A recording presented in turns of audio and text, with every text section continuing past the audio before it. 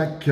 Salut mon craquignou, bienvenue à Facebook, bienvenue à Instagram, sur les réseaux de l'école de Catchaya. Et je suis actuellement en présence de Tom Laroufa. Hop, du seul, de l'unique Tom Laroufa. Toujours la personnalité, le charisme, c'est très important en catch. Alors, on est combien? Pour le moment, ça se connecte tranquillement, Super. On nous rejoint tranquillement, donc en même temps je scrolle. Bienvenue à toi, chevalier. Tac, ah bah voilà, il suffit juste de faire de ça. Bienvenue à Dolores, bienvenue à DXGC, bienvenue à Thomas. Sur cette session live, le 7e épisode de Être et devenir catcheur, question-réponse, et cette fois aujourd'hui avec monsieur Tom Laroufa. L'un des piliers, si ce n'est le pilier du catch français. Et tu sais, un pilier, ça soutient quoi? Une structure. En général, il en faut plusieurs pour que ça tienne. Alors, je pense un des piliers, surtout en ce moment où le catch français, franchement, se porte très bien, du moins par les talents qui le composent. Yes. Pas trop par rapport à la situation dans laquelle on sort. On se comprend. Yes. Bienvenue à Luc qui est sur Facebook. Tom, pendant une petite heure disponible pour toutes vos questions. On alterne parce qu'il y a à la fois Facebook et Instagram, les deux en même temps. Alors il y a deux écrans, comme ça au moins vous verrez, vous comprendrez. Yes, bienvenue à Théo. C'est un honneur de voir Tom Laroufa en live, nous dit-il. Pardon, Dumbbell, bienvenue. Dumbbell Warrior, c'est le petit ami d'une des stagiaires. De Fatih. Vas-y, viens. Vas-y. L'illustre Machete a été chassé pour... Alors, on est tout oui pour vos questions. Yo, nous dit Luc. Luc qui nous rejoindra sur le stage d'août avec notre ami, notamment... Mila Smith. Mila Schmidt. Entre autres. C'est Smith, attention. Smith, elle tient à ce qu'on fasse la différence. Il n'y a pas de CH. Moi aussi, avant, je l'appelais Mila Schmidt. Elle me disait non, c'est Smith. Alors, pour l'embêter, je faisais exprès de dire Schmidt. Voilà. Tu l'as coaché, Mila? Oui, alors, je raconte toujours la même histoire, mais parce qu'elle est vraie et elle ne change pas. Mila, c'est un bel exemple d'une jeune motivée qui a écouté les conseils que lui a donné quelqu'un qui a réussi dans le catch, oui, disons-le. Tu étais à la NXT à l'époque. Voilà, je venais d'arriver à NXT en 2012. J'étais blessé à l'époque, c'était en août.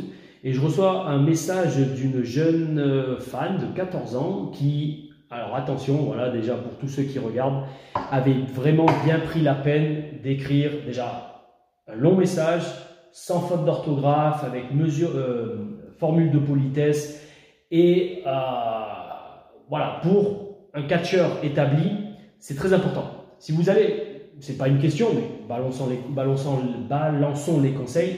Si vous allez contacter quelqu'un, que ce soit dans le catch ou n'importe quoi, dans n'importe quel domaine professionnel, mettez-y les formes et tout simplement parlez à la personne comme vous aimeriez qu'on vous parle à vous.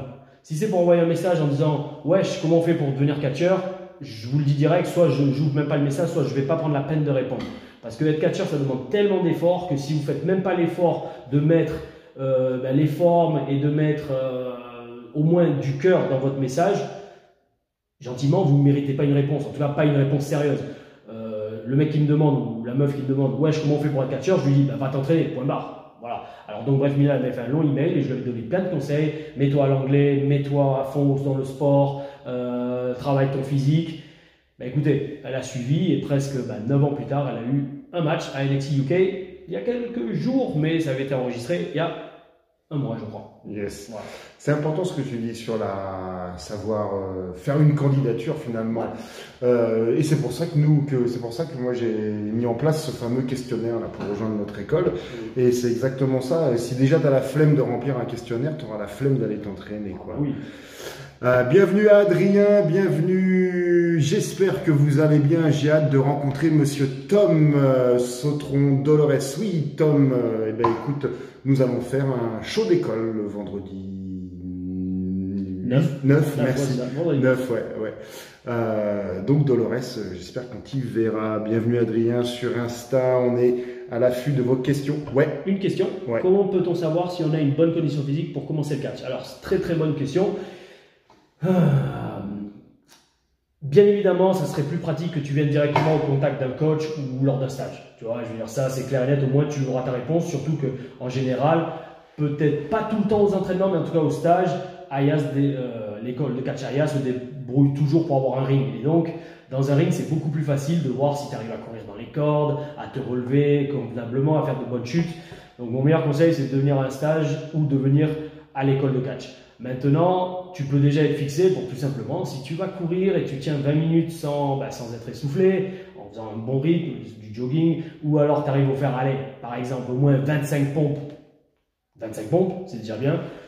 5 ou 10 tractions, c'est déjà bien. Voilà, tu vois, tu peux toujours, si tu es trop jeune, faire des exercices de poids de corps, pompes, traction, squat, courir, ça ne pourra que t'aider. Donc voilà, j'espère t'avoir au moins éclairé. Merci Tom. Il y a Luc qui nous rejoindra au stage d'août d'ailleurs, du lundi 23 au vendredi 27 août, où il y aura donc entre autres Mila. J'ai une question. Comment avez-vous réussi à arriver à la VVE? Et dans la VVE, comment faites-vous pour que tous les coups passent aussi fort, enfin fassent aussi vrai? Ouais. Ça serait une très longue histoire que je te dise tout en détail. Donc je vais synthétiser. Je suis arrivé à la WWE en m'entraînant auprès des bonnes personnes, c'est-à-dire des personnes qui ont été avant moi. À mon époque, il n'y avait pas de français, hein, donc bien évidemment, je suis allé donc à l'étranger. Du travail et encore du travail. Et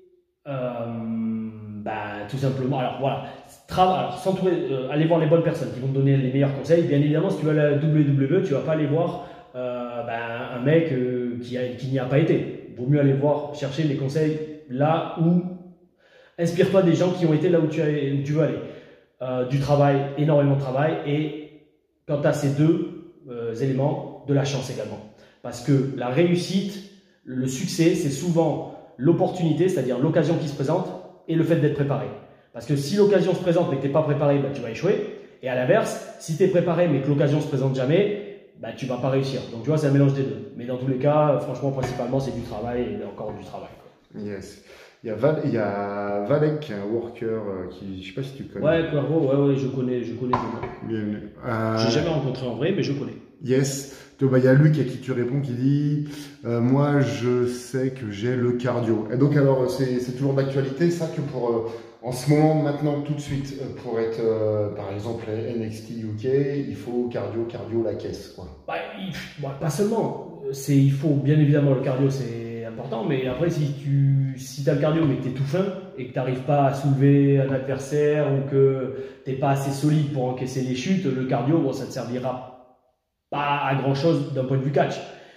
Après, pareil, c'est le catch, c'est aussi un spectacle, donc il faut du charisme, de la personnalité. Là, par exemple, en ce moment au stage, on a des jeunes qui sont très bons dans le ring, mais par contre, dès qu'il y a une caméra devant eux, ils se ferment. Donc ça aussi, c'est important. Et je veux dire, c'est bien beau de faire des jolis trucs dans le ring, mais si tu n'as pas un côté showman et un côté qui donne envie aux gens de te regarder, accessoirement également de venir te voir lors d'un show, donc ça va coincer. Donc tu vois, le cardio, c'est bien de l'avoir. Maintenant, il faut bosser sur tout le reste. Yes. Tac. Donc il te dit merci, forcément. Daniel, bienvenue, mon héros. Tac. Alors qu'est-ce qui se passe sur Insta? J'ai toujours peur de faire une bêtise, moi, sur Insta. Je vais t'aider un peu. Ouais, merci. Bien, les 4 pas de kiné aujourd'hui. Ok, ça c'est Laetitia. Bienvenue à Laetitia, merci. Attends, c'est bon, j'en ai un. Ouais. Il y a Audrey qui a une question après. Alors, okay. Tescat Myers PW, donc j'imagine Pro Wrestling sur Insta, demande comment se passe le contact entre le promoteur et le catcheur, négociation, booking, etc. Alors déjà, franchement, ça dépend des pays et des promotions, des fédérations. Je vais te donner un exemple, que ce soit par exemple la WWE, là le contact, c'était compliqué. Le processus de signature, en tout cas à mon époque, quand j'y étais, donc quand j'y suis allé il y a presque 10 ans maintenant, 2011-2012, il fallait tout d'abord remplir un long questionnaire pour qu'il mène un background check, c'est-à-dire une enquête sur ton background pour s'assurer que tu n'avais pas d'antécédent avec la justice, que ton nom n'était pas lié à des affaires, par exemple, de grand banditisme, ce genre de truc, parce que ça la foutrait mal pour la WWE d'annoncer on a signé tel catcheur et que d'un coup, après, ça sort sur les réseaux sociaux. Ah oui, mais attends, tel catcheur, il est impliqué dans un cambriolage à main armée où il y a eu un mort, tu vois. Voilà, donc ça, c'est le genre de truc. Une fois que ce background check a été fait, ils te font alors que je dis pas de bêtises. Alors, ils te font une première proposition de contrat. Tu dis oui ou non. Par rapport à donc salaire, tout ce que ça implique. Mais bien évidemment, à mon époque, déménager aux États-Unis. Yes. Première chose, est-ce que tu es prêt à venir vivre aux États-Unis? Parce qu'il y en a, ils n'ont pas envie de partir. S'ils sont proches de la famille et s'ils ont une petite amie en France, je ne sais pas, s'ils ont une situation en France. Première question, est-ce que tu es prêt à venir vivre aux États-Unis pour vivre ton rêve, / bosser pour la WWE? Alors, si tu dis oui, là, il fait une proposition de salaire, ça va dépendre de plein de choses, le salaire, on ne va pas rentrer dans les détails, c'est pas l'endroit pour. Et si tu dis oui, là, ils mettent en marche la machine qui est ensuite, première étape, de te faire venir passer une visite médicale pour s'assurer que tu n'aies pas de blessures cachées, de problèmes au cœur, ils te font passer un électrocardiogramme. Voilà, c'est très très très professionnel. Une fois que tu as passé, ils font passer aussi un test cognitif pour s'assurer que tu n'aies pas eu trop de commotion cérébrale. Enfin, voilà, c'est très très pro. Une fois que tu passes le test médical, là, ils t'envoient vraiment ton contrat papier que tu signes. Et une fois que tu as signé ton contrat papier, ils mettent en marche les démarches pour avoir ton visa de travail aux États-Unis. Bref, tu vois, c'est très très compliqué. En Europe, franchement, ça va dépendre des promotions, ça va dépendre du genre de show. Tu sais, il y a une telle diversité de possibilités. Si c'est un show télévisé ou internet, comme il y en a en Angleterre ou en Allemagne, bah, tu vas signer un contrat pour ton droit à l'image pour qu'ils puissent diffuser ton match sur internet. Si c'est juste un show sans caméra, bah, forcément ça va être différent. Tu sais, je comprends ta question, mais si tu poses la question parce qu'un jour tu as envie de faire du catch, je te conseille de vraiment venir d'abord suivre une formation complète. Et après, une fois que tu seras capable d'avoir des choses, tu verras comment ça se passe, parce que ça change partout. Tout à l'heure, tu parlais de ton contrat, tu es resté 6 ans, c'est ça? Ou 4 ans? Alors, je suis parti en 2012 jusqu'en 2016, donc ça faisait 4 ans à peu près à la NXT, et après j'ai enchaîné environ 1 an avec Impact, donc 5 ans aux États-Unis. D'accord. Et par exemple, pour NXT, ils t'ont fait signer, ils ont renouvelé année par année, ou ils t'ont fait signer dans... Non, voilà, bonne question, on ne me demande jamais ça. Alors moi, à mon époque, j'ai été signé, alors c'était pas totalement NXT, c'était FCW, Florida Championship Wrestling. Ouais, c'était avant la performance. Voilà, c'était juste avant que ça passe NXT et le Performance Center. J'ai eu la chance d'être, lors du transfert, on était à Tampa la première année, de 2012 à 2013, et le Performance Center à Orlando a ouvert en juillet 2013. Donc, il a fallu qu'on déménage tous de Tampa à Orlando, et donc voilà, on a commencé au Performance Center. On a vu son ouverture, et franchement, c'était vraiment une expérience à vivre énorme, parce que c'était inédit dans le monde du catch. Un building comme ça qui a dû valoir, il a valu au moins 4 millions de dollars à remettre à neuf, à casser les parois, mettre les rings, tout ça. Donc, bref, moi, mon contrat, c'est un ancien contrat. Il m'avait signé pour 5 ans. Il m'avait, 5 ans, c'est ça. Donc 5 ans sur le contrat. Et parce que je dis ça, pourquoi c'est un ancien contrat? Parce qu'après, je sais que les développements, en tout cas NXT, ils sont passés à 3 ans. Le contrat classique pour NXT, c'est ils te signent pour 3 ans.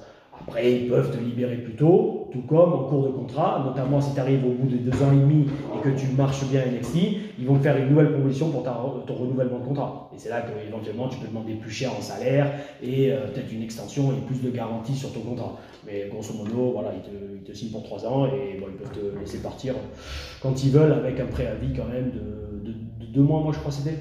Parce que quand ils m'ont libéré de mon contrat en 2016, j'ai continué à être payé, je crois, pendant 6 semaines, 6 ou 8 semaines, un truc comme ça. Donc voilà, ils ne te laissent pas partir comme ça. Et tu parlais de marcher bien à la NXT, tu sais, notamment Amal qui est à la NXT, Mila qui est à la NXT. Donc voilà, si tu veux t'entraîner avec Mila, on te laisse nous contacter en message privé pour le stage du lundi 23 au vendredi 27 où il y aura Mila. Si tu marches bien à la NXT, qu'est-ce qu'il faut faire en fait pour bien marcher à ton avis? Alors,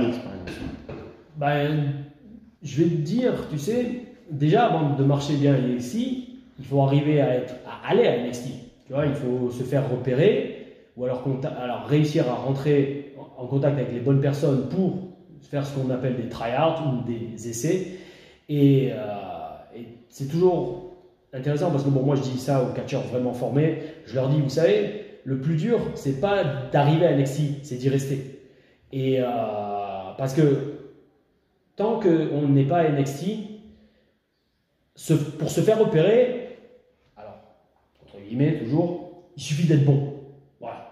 Si tu es bon, et quand je dis bon, c'est bon avoir un super physique, avoir un super boulot dans le ring, un super charisme, une super personnalité, et voilà, un super bon package, donc être super bon. Est-ce qu'il faut être bon en relationnel?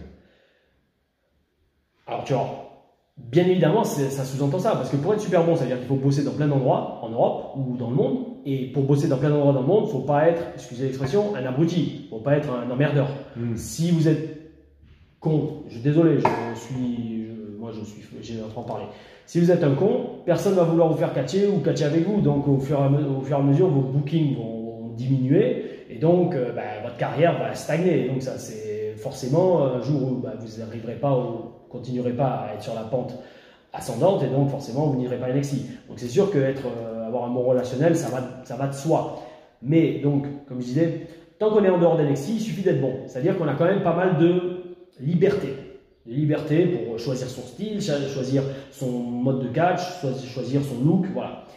Une fois à NXT, une fois qu'on est rentré, alors là c'est totalement autre chose.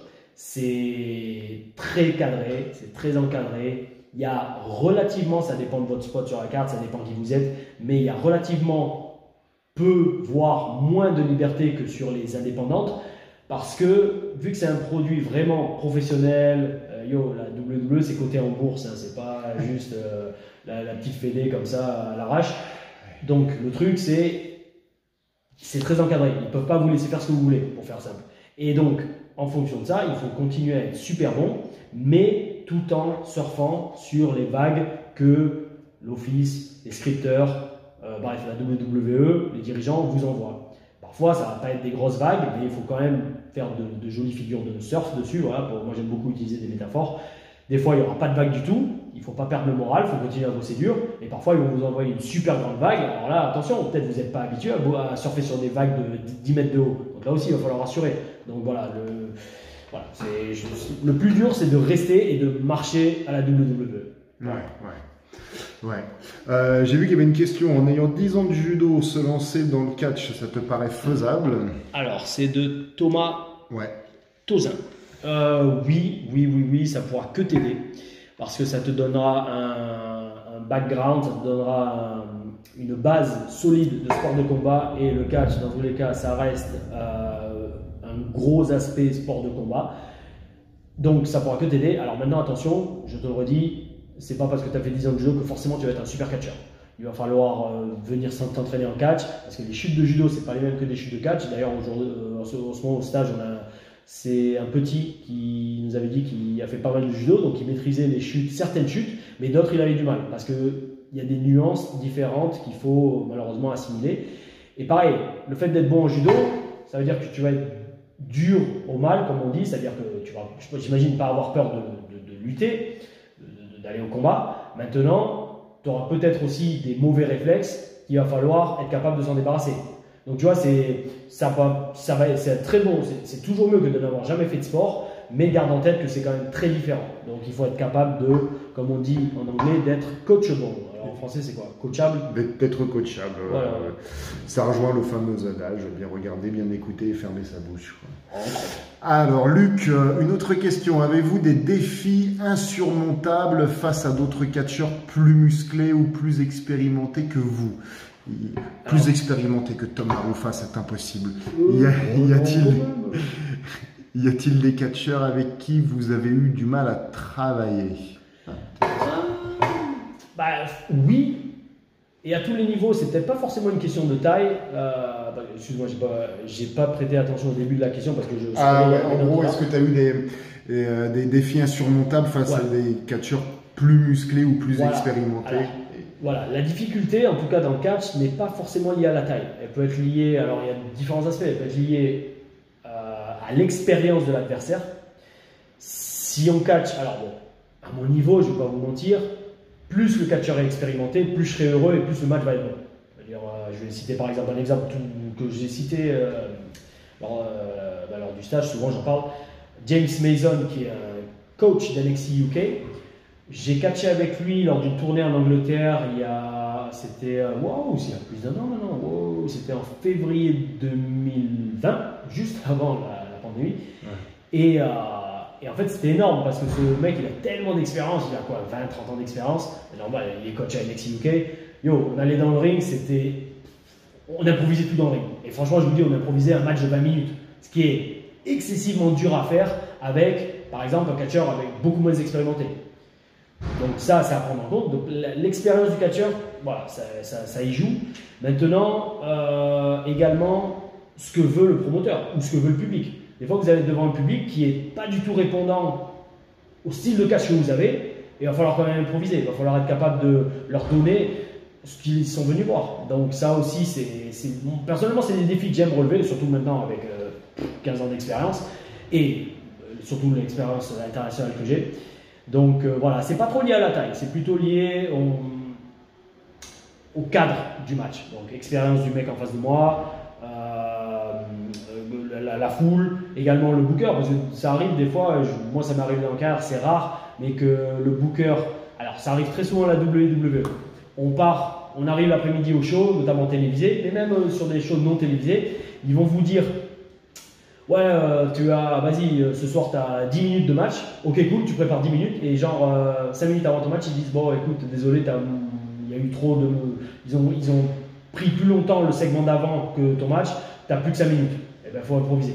Il va falloir changer complètement le match ou alors enlever des trucs. Enfin voilà, c'est ce genre de challenge plutôt qui sont, je ne vais pas dire insurmontables, mais qui pour moi sont les plus challengeants, comment tu dis, qui sont les plus problématiques. Voilà.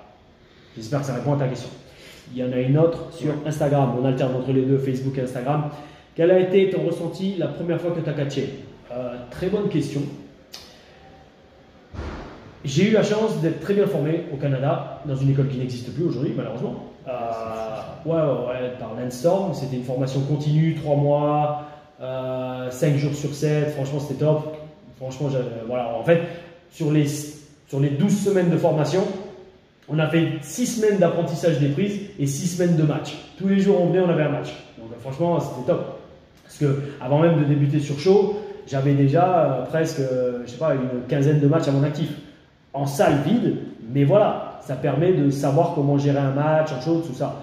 Donc mon premier match, ça a été contre un autre élève de Lens. Je remplaçais un catcheur blessé et comme j'avais la chance,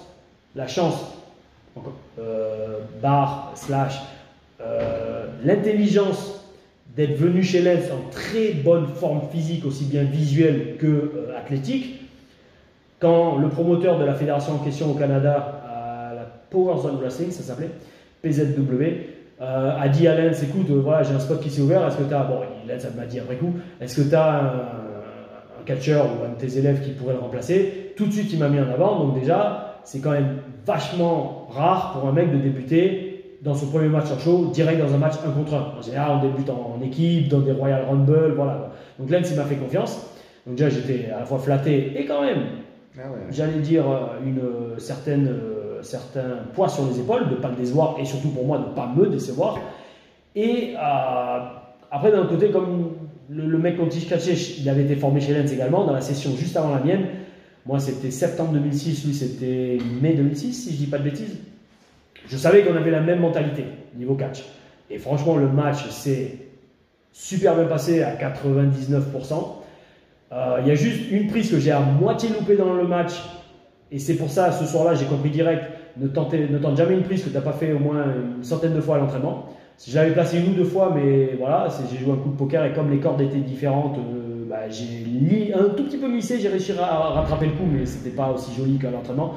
Donc voilà, c'était une leçon que j'ai tirée de ce match. Et par contre, voilà, quand je suis rentré au vestiaire et que Lens, il attendait derrière le rideau et il m'a serré, il m'a serré la main, il me fait hey, very good match, Frenchy. Il m'appelait Frenchy là-bas. Je me suis dit, déjà merci, et je me suis dit, cette réaction, que ce soit de Lens ou du public ou du promoteur, il faut que j'ai cette réaction après chaque match. Après chaque match, le promoteur, le public me disent hey, vraiment bon match. Donc voilà, c'était mon ressenti après mon premier match, le 29 novembre 2006. Et merci Tom. Alors, oh là, alors, Désolé, hein, on prend du temps pour répondre, mais je préfère bien les répondre. Le charisme, je l'ai à 300%. Adrien, j'adore me battre en slip. Oh, mais quel commentaire fabuleux. On va progresser avec ça. C'est bien, au moins, tu as déjà.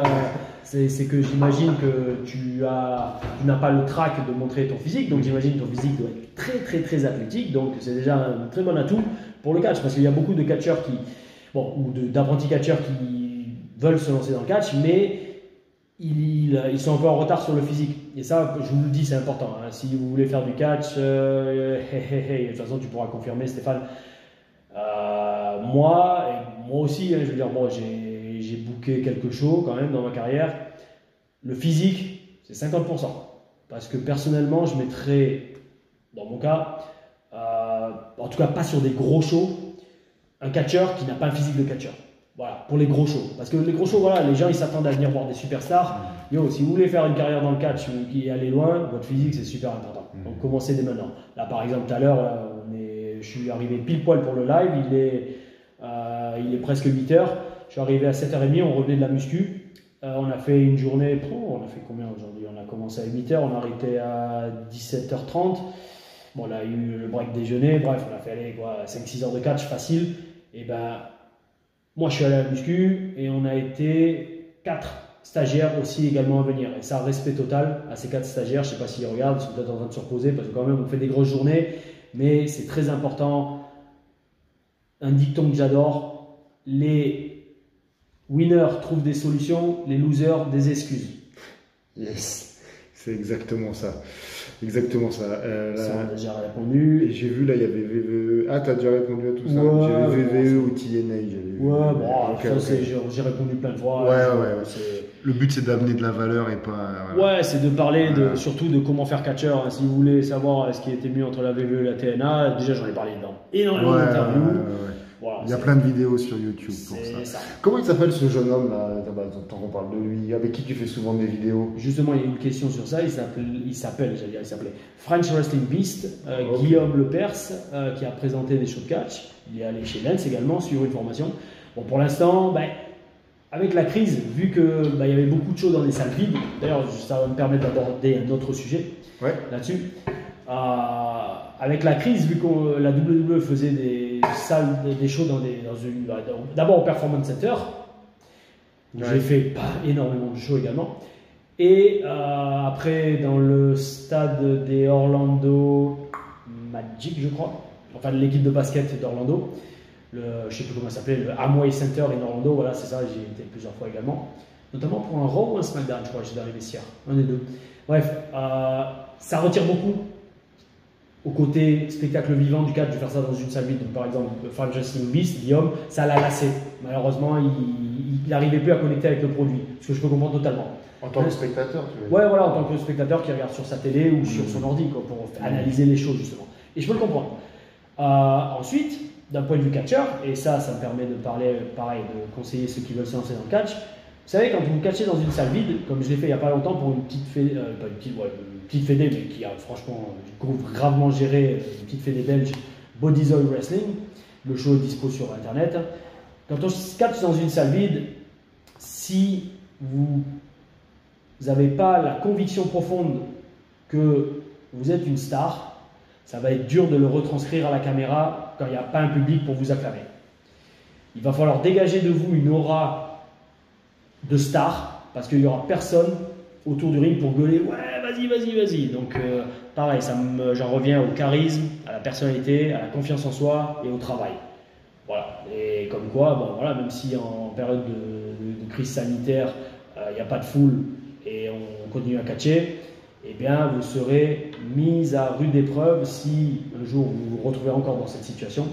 Et croyez-moi, le catch, c'est pas one dimensional, c'est pas une seule dimension, c'est pas juste aller dans le ring et faire des prises. Non, il y a autour, il y a tout un ensemble. Il faut avoir le physique, il faut avoir la personnalité, il faut avoir le look, la tenue. Par exemple, au stage en ce moment, on a une petite qui a une tenue de fou. Franchement, une tenue genre de reine égyptienne, enfin voilà, rien qu'avec la tenue, comme je disais, hein, et moi, croyez-moi, je m'y connais bien. Maintenant que je suis le dernier des Templiers dans le ring, le Spartiate, il prend un peu de vacances, ça faisait 12 ans de Spartiate, bon, moins le hiatus WWE où je n'étais pas le Spartiate, j'étais Sylvester Lefort, le Spartiate prend un peu de vacances et maintenant c'est le dernier des Templiers. Eh bien, j'ai commencé il n'y a pas longtemps, il y a quelques jours, quand on sort de l'entrée des catcheurs, on est en tenue complète et que les gens ils vous voient avec la musique, avec l'ambiance, et que rien qu'en vous voyant, ils se mettent à vous applaudir, la moitié du boulot est fait. Et ça, c'est à prendre en compte également si vous voulez faire du catch. Pensez à votre personnage et pensez à votre présence. Anthony qui est là, qui est le stagiaire là, Sabri qui va nous rejoindre au mois d'août. Alors, il y a une question sur. Alors, est-ce que tu en as une sur Facebook? Facebook. On alterne. Ouais. Aïe, mais de l'aura de star, je l'ai, j'adore. Non, c'est pas une question. Ok, tac, car j'ai réellement envie de faire kiffer. Attends, remonte un peu. Il y a encore. Voilà, celle-là. Il y a une bonne intervention. Alors, merci Luc de participer. Y a-t-il des codes différents à l'étranger, en vestiaire ou même simplement dans la prospection de fédération par rapport à la France? Ça, c'est une très bonne question. C'est Lucky, c'est Luc. D'accord. Non, c'est au-dessus, attention. Oui, mais c'est Lucas aussi, je crois. Lucky White, ok, super. Alors, écoute, franchement, très bonne question. Bien évidemment, déjà, en fonction des pays, la langue va changer. Alors, la langue universelle, c'est l'anglais. Ça reste l'anglais, ça c'est sûr. Donc, je vous conseille aussi, bien évidemment, de vous mettre bilingue anglais. Ça pourra que vous aider. Pour une carrière internationale, c'est indispensable. Ouais, même en France, en fait, au final. Parce que quand tu as des Anglais qui viennent en France, ou moi, des Italiens ou des Allemands, on se parle tous anglais, grosso modo. Bien sûr. Ouais, si vous voulez apprendre anglais, l'allemand, l'espagnol, l'italien et le japonais, allez-y, foncez, ça pourra que vous aider. Aussi bien dans le catch, mais dans la vie. Si jamais le catch ça marche pas, vous pourrez faire interprète. Donc les codes, oui, changent. Moi, je te donne deux petites anecdotes. Déjà, il y a des codes, ils sont universels. Déjà, être professionnel, dire bonjour à tout le monde, pas être un con, je le redis, respecter les aînés. Par exemple, si tu es dans un vestiaire où il y a des mecs qui ont beaucoup plus d'années d'expérience que toi, tu leur laisses une place avant de prendre place toi également. Tu attends que tout le monde se soit assis avant de prendre une place dans le vestiaire. Enfin voilà, plein de codes, j'ai envie de dire de bon sens, mais ça fait du bien parfois de les rappeler. Et donc, deux anecdotes. C'était en Californie en 2008. Californie, mais non, en fait, non, j'ai des bêtises, c'est au Mexique carrément. En fait, en Californie, il y a des shows, il n'y a que des Mexicains, donc voilà. Mais enfin, pas que des Mexicains, il y a beaucoup des shows de lucha libre où il n'y a que des Mexicains. Et on était sur un show au Mexique, à Mexicali, c'est juste après la frontière mexicaine, c'est un super souvenir, putain. C'était énorme. On était 3 étrangers pour les Mexicains, donc il y avait French Lion, donc moi, il y avait un pote américain et un pote canadien. On était la Alianza Extranjera, donc je crois l'Alliance étrangère. Peut-être j'inverse les mots, mais voilà. On était 3 contre 3, donc contre 3 Mexicains. Et c'était énorme parce que aucun de nous parlait espagnol. Et là, c'était franchement un super souvenir. Donc les 3 mecs contre qui on catch, ils viennent, ils parlent espagnol, mais voilà, nous on comprend rien. Alors il y a nos potes interprètes qui parlent anglais et espagnol, ils traduisent ce qu'ils nous disent en anglais. Donc déjà voilà, moi je suis français, il y a un Mexicain qui parle espagnol et on traduit en anglais ce qu'il dit. Donc déjà voilà, je vous le dis, il faut être bilingue. Et c'est énorme parce qu'en fait, sur le moment, on est resté bête. Après par la suite, c'est que donc le mec qui nous parle, dans le vestiaire il n'a pas le masque. Certains Mexicains le gardent tout le temps le masque, mais d'autres ils l'ont pas dans les vestiaires. Donc le mec qui nous parle comme ça avec ok, il nous explique le spot. Ok, alors déjà les mecs ils viennent dans tous les sens. Alors ils t'expliquent les spots et le catch mexicain, attention pour ceux qui connaissent, la lucha libre c'est spécial. Hein, c'est pas du tout comme le catch américain ou japonais. Hein, ça part dans tous les sens. Et alors bref, les 3 ils viennent nous proposer les spots, enfin les combinaisons, tout ça, parce qu'on n'a jamais catch avec eux. Et après quand on se retrouve dans le ring, ils ont tous les 3 un masque. Et là on est là comme des cons à dire putain lequel c'est.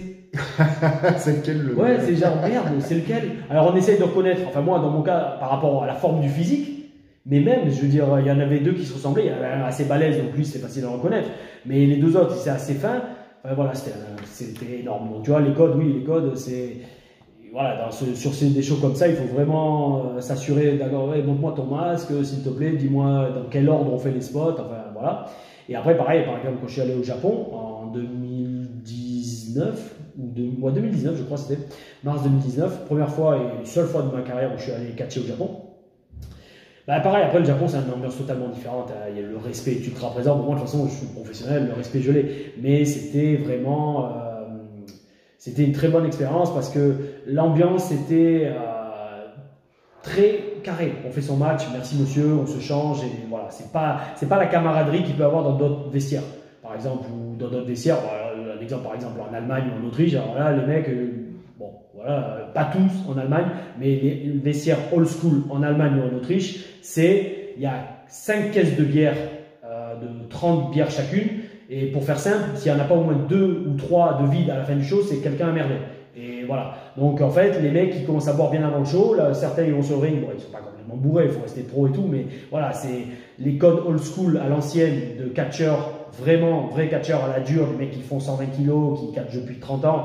Là-bas, c'est alcool, alcool, alcool, binous, binous, binous. Et si vous ne buvez au moins pas une ou deux avec eux, ils vont vous regarder, genre, qu'est-ce que t'as, t'es une sainte, tu bois pas. Donc, attention, après, il ne faut pas faire caricature, il ne faut pas penser que c'est mauvais ou quoi, c'est juste, c'est comme ça, c'est tout. Ils viennent d'une école où, à l'époque, le catch était réservé aux hommes, aux vrais. Et ça sous-entendait, tu catches, et après, tu vas te bourrer la gueule jusqu'à 3 h du mat, et tu recommences le lendemain à catcher le soir. Et tu te rebourres la gueule, ça 7 jours sur 7. Et ils ont gardé cette mentalité et ce rythme de vie. Et pour faire simple, si tu veux leur plaire et si tu veux te faire rebooker là-bas, il faut suivre le rythme. Ou alors, si ça ne te plaît pas, tu leur dis écoutez, merci beaucoup, mais voilà. C'est partout pareil, ça me rappelle le cinéma ou des choses comme ça. C'est comme tous les métiers au final. Hein, si vous voulez marcher, il faut se mettre bien avec l'équipe, et notamment le patron. Et après faire du bon boulot. Parce que si tu te mets juste bien avec le patron mais tu fais un boulot de merde, bon, ça va marcher un temps, mais pas tout le temps, tu vois. Ouais, parce que le but c'est de durer. C'est ça. Il y avait une question très intéressante là qui est passée, la place des réseaux sociaux dans le catch. Et je pense qu'il parlait en termes de carrière. Alors, ça, je vais y revenir. Juste un truc, on a question Instagram par Amara57 qui dit en cas de blessure à la WWE, est-ce que la fédération prend tout en charge? Et justement, ça me permet de rebondir aussi sur ce que tu disais. La question c'est de durer. Donc, durer dans le catch également, c'est de ne pas se blesser, prendre soin de son corps. Alors, prendre soin de son corps à tous les niveaux. Muscu, ça va vous aider, faire du sport. Parce que si vous faites du catch, ça va vous faire jamais de sport dans votre vie. On a des stagiaires, des fois, où les petits, ils arrivent, ils n'ont jamais fait de sport dans leur vie, donc ils vont galérer à faire des trucs de base que normalement, un catcheur doit pouvoir faire. Par exemple, des poiriers, des pompes, des saltos avant pour prendre des chutes. Enfin, voilà. Lever la jambe, la souplesse. Ouais, voilà, ce genre de trucs. Souplesse, cardio, force, voilà, résistance musculaire, résistance articulaire. Donc voilà, il faut durer. Pour ça, il faut éviter les blessures. Et donc, en cas de blessure à la WWE, bien évidemment, et là, je les remercierai toujours parce que j'ai eu 2 opérations du genou à la WWE, ce qui est peut-être, non pas peut-être, même sûrement les 2 raisons principales qui ont fait que ma carrière a quand même stagné au bout d'un moment, malheureusement là-bas, c'est que donc ils prennent tout en charge et toujours 100% du salaire, à condition que la blessure soit arrivée dans un ring WWE, ce qui est logique. Si vous vous blessez à l'entraînement ou en show, voilà, ils prennent tout en charge. Si vous vous blessez parce que vous êtes allé faire le con dimanche soir sur votre temps libre à la plage et que vous avez voulu faire un plongeon et que vous êtes mal réceptionné, vous êtes tordu le genou, ils ne vont pas prendre en charge. C'est logique. Je veux dire, voilà, il y a, comment on dit en français, je ne sais plus, c'est blessure de travail, accident de travail. Voilà. Si c'est un accident du travail, oui, tout est pris en charge. Si c'est accident chez vous, non, ils ne vont pas prendre en charge. En tout cas, ils ne prendront pas en charge les frais de l'opération.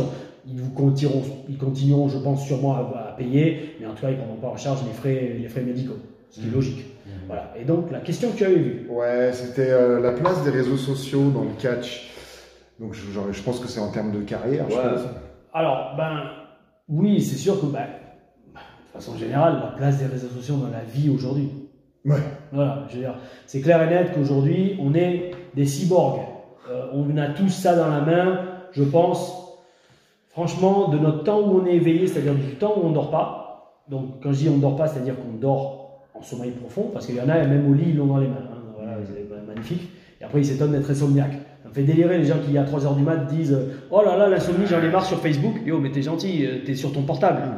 C'est normal que tu sois insomniaque. L'écran des portables, c'est fait pour vous maintenir éveillé. Ça vous envoie une lumière bleue dans les yeux qui est équivalent à la lumière du soleil. Bon, ça dit en passant, renseignez-vous mes amis. Bref, la place des réseaux sociaux, aujourd'hui, on ne peut plus vivre, enfin on peut, mais dans ces cas-là, tu vis isolé dans une forêt avec ton propre potager. Excuse, franchement, ça serait bel esprit.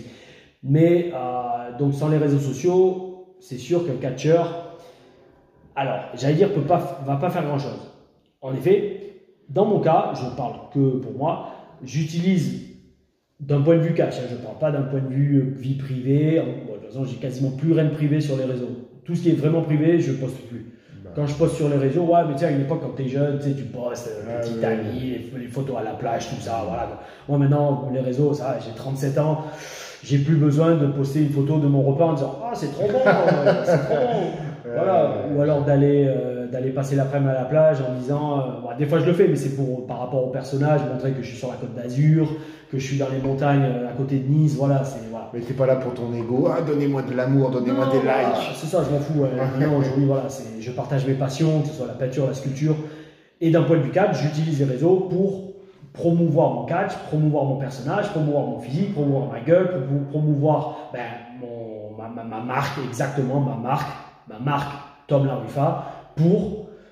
Aujourd'hui, j'en ai pas tant besoin que ça, parce que gentiment, sans être prétentieux, je pense que beaucoup de promoteurs en Europe connaissent Tom Larufa. Je suis quasiment à travers toute l'Europe, quand on peut voyager. Mais voilà, donc la marque Tom Larufa, ça me permet, je l'entretiens quand même sur les réseaux, que ce soit Instagram, Twitter, qu'est-ce que j'ai d'autre, Facebook, même si Facebook c'est un truc de vieux maintenant apparemment. Voilà, pour que qu'on continue à montrer aux promoteurs, regardez, je suis toujours en forme physique, j'ai un nouveau personnage, je continue à m'entraîner dur. Et voilà, et tenir au courant aussi des fans des shows que je fais ou des stages que je fais. Voilà, donc ça c'est important. Après, c'est sûr qu'il faut faire attention quand tu es sur les réseaux, il ne faut pas non plus, j'allais dire, poster des trucs trop limites par rapport à ta vie privée ou quoi, parce que voilà, tu sais jamais qui est sur les réseaux, et voilà, une fois que c'est posté, tu vois. Donc, pour faire ça, poste pas des photos de toi tout nu ou de toi dans des positions suggestives. Je mets jamais ma femme et je mets jamais mon fils. Voilà. Moi, j'ai pas de femme, j'ai pas de fils, donc voilà. Il n'y a pas de problème là-dessus. Alors, c'est qu'il y a-t-il pu? Attends, une petite question sur Instagram. Question pour Tom. Quel catcheur belge, catcheuse belge ou catcheur français vois-tu à la WWE d'ici 5 ans? Merci Laetitia. Très bonne question. Alors, déjà, souvent à la WWE, on a qui? On a Amal, on a Mila qui a eu son match. Je ne sais pas si elle a été signée, il faudra lui demander au stage. C'est quand le stage avec Mila? Au mois d'août, du lundi 23 au vendredi 27 août. Ou d'ailleurs, soit dit en passant, le soir pour les plus avancés, vous pourrez faire des matchs en live pour les plus avancés, des matchs en live sur les réseaux sociaux de École de Catch Aya. C'est-à-dire que par exemple, à la sortie du stage, tu ressortiras avec 5 matchs en expérience supplémentaire. Et ça, dans les pays francophones, c'est une grosse valeur ajoutée. Comme je le disais, moi, ce qui m'a aidé à débuter aussi bien dans le catch, c'est de pouvoir faire énormément de matchs d'entraînement. Donc, dès que vous pouvez faire des matchs, même si c'est à l'entraînement, allez-y, jetez-vous sur l'occasion. Donc voilà, donc il y a un stage avec Mila fin août, avec l'école de catch Aya. 23-27, ouais. Voilà. Si ça t'intéresse, tu nous contactes sur nos réseaux en message privé. Mais tu allais parler de... Ouais, de Belges ou Français que je vois. Alors je vais te parler franchement, moi j'ai un principe. Ce genre d'infos, tu vas comprendre pourquoi, je ne les donne pas en public. Parce que ça m'est arrivé dans ma carrière, tu vois, de parler en bien d'une personne, et après elle a pris la grosse tête, et elle a arrêté de bosser. Et au final, tout est tombé à l'eau. Donc les personnes qui ont leur chance dans le catch francophone, qui ont leur chance, à mon avis, à mon humble avis, d'aller loin dans le catch. Et pas que la WWE, il y a aussi maintenant la AEW, il y a le Japon. Il y a un Italien, il n'y a pas longtemps, il y a quelques jours, il a été champion poids léger à la All Japan Pro Wrestling, qui est la plus ancienne fédération au Japon actuellement. Donc voilà, je veux dire, il n'y a pas que la WWE, il y a le Japon, il y a le Mexique, il y a plein de choses. Il y a bien aussi avec le blanc, Hugo Pérez, Dick Rivière. Ouais, Dick Rivière, j'allais dire Dick Rivers, Dick Rivière. Ça vient de là. Exactement, ouais, c'est pour ça. Je me disais, tiens, c'est bizarre, à l'oreille, ça fait bizarre. Qui ont tous trois catché à la CMLL, ce qui est énorme. C'est la plus ancienne fédération de catch au monde, je crois bien. la CMLL, hein, je crois qu'elle a 100 ans d'existence, il faudrait vérifier. Ah ouais, attends, non, j'ai mis en mode avion, je crois, la CMLL, Consejo Mundial de Lucha Libre, elle est vraiment ancienne. Donc, il y en a, mais je leur dis en personne. Je les prends à part, je leur dis écoute, continue comme ça. S'il y a moyen, j'envoie tes photos, moi, si je peux, à quelques contacts que j'ai. Mais voilà, j'aime pas le dire en public parce qu'après, je veux pas court-circuiter leur chance. Voilà. Mais il y en a, crois-moi, et c'est ça qui est bien en ce moment avec le catch en France parce qu'il y a de plus en plus de catcheurs qui se sortent les doigts, qui bossent dur. Le catch français, croyez-moi, il a un très très bel avenir.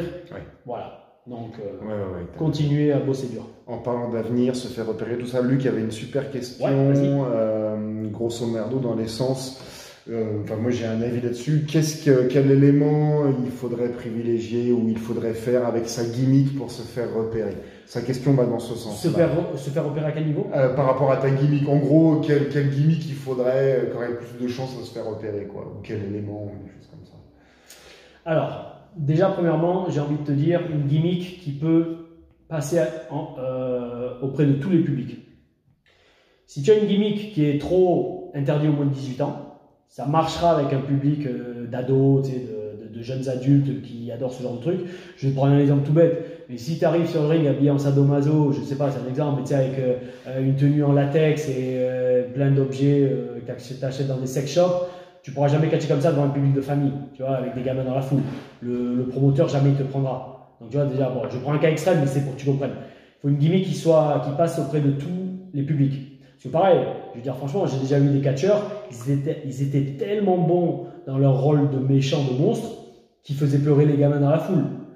Et c'est bien, mais c'est pas bien aussi. Parce que le pauvre gamin, s'il est terrorisé, ses parents ne viendront jamais voir du catch. Tu vois, c'est con, mais voilà, c'est le genre de truc, il faut garder ça en tête. Donc déjà ça. Après, d'un point de vue plus catcheur, une gimmick qui a un look fort et une gimmick dans laquelle tu crois. Et surtout, quand je dis une gimmick dans laquelle tu crois, c'est une gimmick, un personnage qui est une partie de toi. Parce que si tu fais un personnage mais qui ne résonne pas en toi, qui ne vibre pas à une de tes fréquences en toi, les gens vont le sentir. Pour faire simple, si tu mesures, je sais pas, 1m60, pas 60, 1m70 pour 70 kg, fais pas un personnage à la Brock Lesnar. Parce que tu vois, personne va y croire. Je prends encore une fois des cas extrêmes, mais pour que tu comprennes. Brock Lesnar, pourquoi il est qui il est? Parce que le mec, il fait 130 kg et tu le vois, tu as l'impression de voir un gorille sans poil. Tu vois, un gorille blanc sans poil. Tu fais, oh d'accord, ok, monsieur, je ne veux vraiment pas vous froisser parce que sinon vous allez m'arracher la tête. Voilà. Donc ça va, tu vois, il a le look, il a le style de catch qui va avec. Pourquoi Undertaker il a marché autant? Parce que le mec, bon, déjà il fait 2m10, mais ça, à la limite, la taille c'est impressionnant parce que quand tu es devant un mec d'1m10 qui ressemble à Frankenstein, wow. Undertaker, s'il faisait 1m70, la taille de 1m60, la taille de Rey Mysterio, ça n'aurait pas du tout eu le même impact. Et aussi pourquoi? Parce qu'il avait un style de catch, il avançait à 3 à l'heure, il avait un look, au début en tout cas il ressemblait à un mort-vivant avec les cernes, la peau blanche. Yo, tu vois, c'est un ensemble, il faut un ensemble homogène. Et comme il le disait là récemment dans des interviews, il vivait le personnage. Même en dehors du ring, il parlait très peu aux fans, il se montrait très peu en public, il était toujours habillé en noir. Voilà, tu vois. C'est le truc, il vivait son truc. Donc si tu veux un personnage qui marche, vis le truc. Et pour vivre le truc, il faut qu'il représente une partie de ta personnalité. Moi, tu vois, j'ai le Spartiate, je l'ai tatoué. Alors je sais pas si la question était sur Facebook ou Insta, mais le Spartiate tatoué sur plein d'endroits sur mon corps, même sur la poitrine. Maintenant, le Templier, tu vois, j'ai la croix Templier sur moi.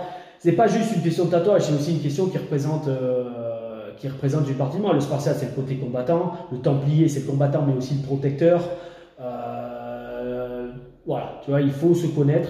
Et c'est vrai que ça vient plus avec l'âge. C'est sûr, si tu as 20 ans, tu n'auras pas l'expérience de vie qu'un mec de 30 ans, 30, 35 ans aura. Et donc, c'est sûr que tu te connaîtras moins. C'est pour ça qu'il faut tenter plein de choses. Et c'est pour ça qu'on fait ça, je le redis cette semaine, parce qu'aujourd'hui on l'a fait. Hein.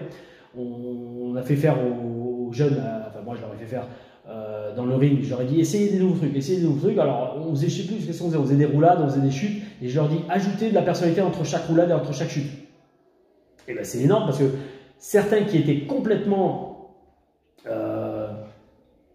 pas terrorisés, mais qui font des blocages devant la caméra, et ben dans le ring, ils arrivaient à se lâcher. Et c'était super. Donc voilà, il faut tenter plein de choses et voir ce qui marche. Yes, on va répondre encore à 2-3 questions. On va encore pendant 10 minutes et puis on va y aller tranquillement. Alors j'en ai un. Ouais. Alors, Adrien Instagram. Ben, il avait fait le stage. Adrien, bien sûr. Il avait fait un stage avec nous. Alors, bonsoir à vous messieurs. Bonsoir à toi Adrien.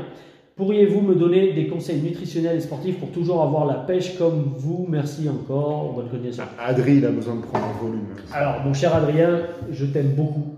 Franchement, je t'aime beaucoup. Tu as été très bien débrouillé au stage où tu avais participé. Maintenant, souviens-toi, qu'est-ce que j'avais dit au stage? Comme j'ai dit, on est des cyborgs aujourd'hui. On a ça collé à la main, c'est scotché à la main. Bientôt, ça sera peut-être plus ça sera, je sais pas, des puces qui iront directement au cerveau et qu'on aura les portables dans le cerveau. Adrien, et ça je vous le dis à tous également, des conseils de nutrition, des conseils sportifs, va sur Google, va sur DuckDuckGo, c'est mieux que Google d'ailleurs parce que Google vous espionne. Tu cherches régime sportif, régime diététique. Pourquoi? Parce que tout le monde est différent. Ce qui va marcher pour moi ne marchera pas forcément pour toi. Donc, comme pour les gimmicks en catch, comme pour le catch, il faut essayer plein de choses et voir ce qui marche. Donc, et puis je vais donner un autre exemple. Moi, c'est pas mon métier de faire coach sportif, hein. Enfin, en tout cas pas coach diététique. Donc, je sais ce qui marche pour moi. Donc, oui, je pourrais te donner des conseils, mais primo, c'est pas mon métier. Donc, les conseils que je vais te donner, c'est pas les conseils d'un pro. Et deuxièmement, je te le redis, si tu veux mousser en catch, et la force et le courage de faire les recherches par toi-même. N'attends pas que quelqu'un te donne tout sur un plateau. Et ça, je te le redis, tu peux le faire, ça prend 5 minutes. Même pareil, 5 minutes, c'est la recherche entière. Rentrer la recherche sur Google, ça prend 15 secondes. Et ça, je vous le conseille à tous. N'allez pas poser directement des questions. Ouais, comment je fais pour la WWE? Il y a plein de vidéos là-dessus. Alors que ce soit avec Tom Larifa, que ce soit aussi avec Tristan Archer, que ce soit avec... il y a plein de vidéos sur comment faire catcheur, comment aller à la WWE. Si vous n'avez pas la foi, si vous n'avez pas la force de faire vous-même les démarches et les recherches par vous-même pour trouver vos réponses, votre carrière, malheureusement, je pense qu'elle n'ira pas loin. Pour être un catcheur de premier plan, il faut être un leader, il ne faut pas être un suiveur. Donc voilà, et puis il faut une motivation tous les jours. Et un autre truc très important, bon ça c'est plus quand vous avez un peu d'expérience, mais en catch, vous allez avoir, si vous vous lancez dans une carrière, croyez-moi, bon, je ne vous le souhaite pas, mais vous allez avoir beaucoup pas de coups bas, mais beaucoup de, comment on dit, de moments où vous allez être démoralisé. Soit parce que vous êtes blessé, soit parce que vous n'avez pas décroché un show, un contrat, une opportunité, vous avez foiré une opportunité. Et si dans ces situations où vous tombez, vous n'avez pas la force de vous relever et de vous relever encore plus fort et plus sage que vous ne l'étiez avant de tomber, pareil, le catch, je ne vais pas dire qu'il n'est peut-être pas fait pour vous, mais vous allez galérer 2 fois plus. Personnellement, je vois chaque échec comme un enseignement. Voilà, alors c'est comment le dicton? C'est c'est un échec, c'est soit une leçon, alors c'est soit une leçon, soit une bénédiction, je ne sais plus, enfin bon bref. Grosso modo, quand vous tombez, comme dit, alors, pour faire comme l'autre Marlène Schiappa, qui est loin de toute référence, mais voilà, je vais citer Batman, elle a cité Spider-Man, mais moi je cite Batman. C'est comment il dit dans le film, c'est dans le Batman, je sais pas. Je ne peux même pas t'aider. Non, c'est. Ah oui, voilà, c'est ça. Pourquoi on tombe? Ah non, c'est pas Batman, excusez-moi, c'est Thomas Wayne, c'est le père de Batman qui lui dit pourquoi on tombe, Bruce? Pour apprendre à mieux se relever. Et le catch, s'il y a bien un dicton, regardez, j'ai tatoué sur mon avant-bras là, celui qui combat peut perdre, lis la suite. Celui qui ne combat pas a déjà perdu. Voilà, ça je l'ai fait, je me le suis fait tatouer en 2010 parce que c'est un dicton, quand je l'ai vu sur internet, je fais waouh, c'est exactement non seulement moi et ça a résonné en moi. Et c'est probablement le dicton du Spartiate. Quand j'étais le Spartiate d'Henri, c'était celui qui combat peut perdre, mais celui qui ne combat pas a déjà perdu. Donc il faut toujours aller de l'avant, jamais baisser les bras et toujours se donner à fond. Peut-être une dernière question? Ouais, et après on va vous laisser, les amis. Sur Facebook, En tout cas, merci à tous d'avoir participé, c'est super. Hein. Franchement, j'espère que ça vous a plu déjà. On avait dit une heure, il est déjà 8h25. Ouais, là il n'y en a pas d'autres sur. Attends, il y en a. Non, c'est un point d'exclamation. Ouais. Allez, on va sur Insta. Non. Stéphane. Ouais, attends, j'attends de voir. Voilà. Je prends où il y a un point d'interrogation, sinon, bien sûr. Pas tous les dire. Thomas Tozin, qui a encore une fois une question. Bon, merci à toi. Peut-on faire réagir le public sans parler, mais juste par des mouvements, des provoques ou autres? Pour ça, viens faire un stage de catch. On va pas donner tous nos secrets, bien sûr, en direct. Non, mais franchement, alors, je sais pas si tu as déjà été sur un show de catch dans le public, mais je pense que tu connais déjà la réponse à ta question. Et je pense que tu es fan de catch. Je pense que tu as déjà regardé des shows, par exemple WWE avec un public. Bon, en ce moment c'est dur, c'est des écrans télé, le public. Mais je vais te citer ce match qui pour moi est un des meilleurs matchs de l'histoire, que tu n'as peut-être pas vu si tu es jeune. Mais toi, je suis sûr que tu dois le connaître. The Rock contre Hulk Hogan à WrestleMania X8, donc c'était 18, donc c'était en 2002. J'aime bien le terme comment faire vibrer une foule sans rien faire. C'est ça, exactement. On va essayer de trouver ce match sur le WWE Network ou sur YouTube s'il est, je sais pas. Les mecs, ding ding ding, et rien qu'avec ding ding ding, la foule est déjà debout. Après, attention, c'est The Rock et Hulk Hogan. Et là, ils expliquent dans leur Hogan l'explique dans son autobiographie, quand ils ont senti la foule vibrer, rien que ça aurait fait, ils se sont mis d'accord, entre guillemets, avec The Rock, mais par le feeling, on va laisser le moment s'installer. Et rien qu'en tournant la tête vers la foule, les mecs, je te dis, j'en ai des frissons rien qu'en penser, parce que j'ai ce moment en tête. Pour moi, c'est un des meilleurs matchs de l'histoire. Les mecs, ils tournaient la tête d'un côté et la tête de l'autre en synchro, et rien que ça, la foule, ils étaient fous. Donc, pour répondre à ta question, oui, c'est possible. Ouais. Il y a eu un petit effet comme ça aussi sur le comeback de Sting quand il a fait sa première entrée à la AEW où avec rien il a retourné la salle. Ouh yeah. Non, ouais. Alors là, pareil, Thomas Tozin, toujours toi. Penses-tu que 20 ans c'est trop vieux pour s'enchaîner dans le catch? Non, pas du tout. Au contraire, c'est parfait. J'ai commencé à 22 ans. Mon premier match en 2006. Bon, attention, avant j'avais fait beaucoup de lutte justement pour être en bonne condition physique et de muscu également. Et non, mon premier match, j'ai commencé à prendre le catch vraiment à fond. Mon premier stage, oui, je l'ai fait à 20 ans. Mais après, j'ai vraiment commencé ma formation de catch au Canada à 22 ans. Donc non, au contraire, j'ai envie de dire, c'est même l'âge parfait parce que si tu es trop jeune, genre si tu es à 16-17, tu vas pas pouvoir catcher à 100% parce que ton corps quand même, il faut le laisser se développer. 20 ans, c'est l'âge parfait. Après, n'attends pas trop, hein. C'est sûr, si tu me dis 30-35 ans, là, ouais, ça va être chaud. Enfin, ça va être chaud surtout si tu veux un jour aller percer vraiment internationalement. Tu pourras toujours avoir quelques matchs dans les fédés où tu bosseras ou tu t'entraîneras. Tiens, MBM est venu. Il est parti de MBM. Il passe souvent. Catcheur belge, justement, qui a un très grand avenir, je pense, si il va à la muscu. J'arrête pas de lui dire. Ah, ça, c'est oui, on l'a déjà dit. Non, mais franchement, il catch super bien, mais il en fait sa gimmick et c'est très bien. Il sait toute l'affection et. Oui, bienvenue mon petit chat. Ouais. Et ben d'accord, on voit s'il y a une dernière. Non, il n'y a plus de questions là. Ok, mais de toute façon, tranquillement.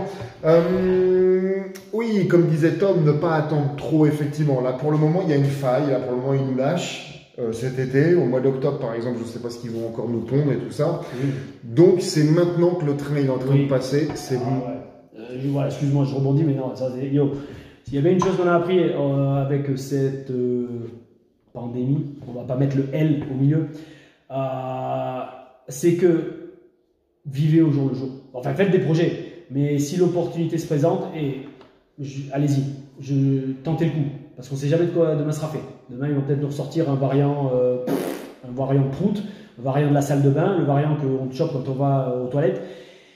Ça va venir, tu verras. Les variants en fonction des quartiers dans les villes. Bref, et ils vont peut-être tout refermer. Donc, vous avez l'opportunité de venir à des shows, de venir à des stages. Allez-y. Je vais vous parler franchement, en 2004, août 2004, le premier stage de catch que j'ai fait. Pourquoi je l'ai fait? Je bossais sur la plage. À l'époque, je vendais des journaux. J'avais 20 ans, 19, 20 ans. Justement, j'économisais pour pouvoir un jour aller partir vraiment apprendre le catch à l'étranger. Et en fait, je vois ce stage de catch de 3 jours qui avait lieu, je ne sais plus, à Dijon, je crois. Et là, toi, tu n'avais pas encore lancé. J'ai commencé en 2009. Voilà, donc en fait, c'était pas encore. Et là, je vois ce stage et je me dis, waouh, c'est en août. Je ne sais plus combien ça coûtait à l'époque. Il fallait que je prenne le train, l'hôtel, tout ça, machin truc. Et je me dis, est-ce que j'y vais? Et ben, je me suis dit, c'est con, hein, mais croyez-moi, ceux qui raisonnent avec cette façon de penser vont comprendre. Peut-être je meurs dans 2 semaines. Et donc, si j'y vais pas, je serais mort sans avoir jamais fait de catch de ma vie. Et ben j'y suis allé et j'ai jamais regretté. Parce que même si c'était dur, même si le ring était super dur, même si je pouvais plus bouger au bout de 2 jours, Et ben, je suis rentré, j'avais des étoiles plein les yeux, plein la tête, et je me suis dit, le catch, c'est ce que j'ai envie de faire.